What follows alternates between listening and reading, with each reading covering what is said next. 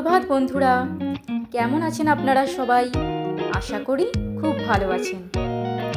আমি আপনাদেরকে বলেছিলাম কারি পাতার ফুলগুলো যখন ফুটে যাবে আমি আপনাদেরকে সেটি অবশ্যই দেখাবো।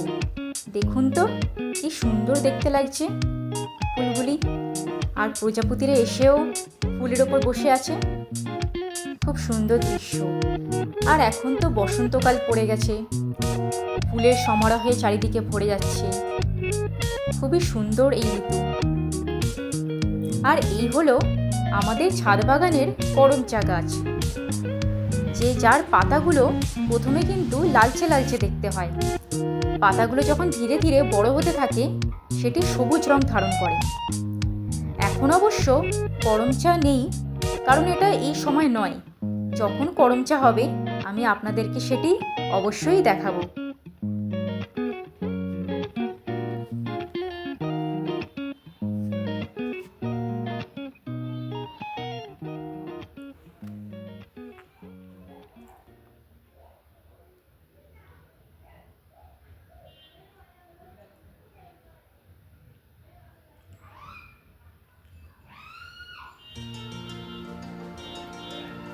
আজকে বন্ধুরা চলে যাচ্ছি এক বিখ্যাত মিষ্টির দোকান, যেটি হাওড়ার কদমতলায় অবস্থিত।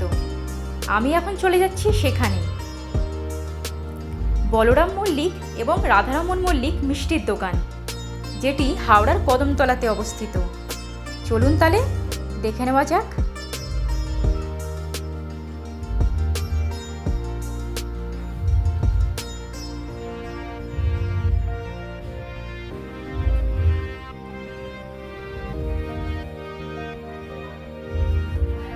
আমরা চলে এসেছি বলরাম মল্লিক অ্যান্ড রাধারমন মল্লিকের মিষ্টির দোকান।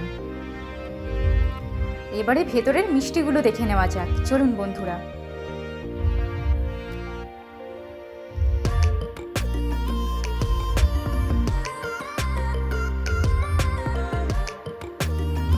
আমি সাধারণত মিষ্টিপ্রেমী নই, কিন্তু এখানকার কিছু কিছু মিষ্টি আছে যা সত্যিই কিন্তু ব্যক্তিগতভাবে আমার খুবই ভালো লাগে।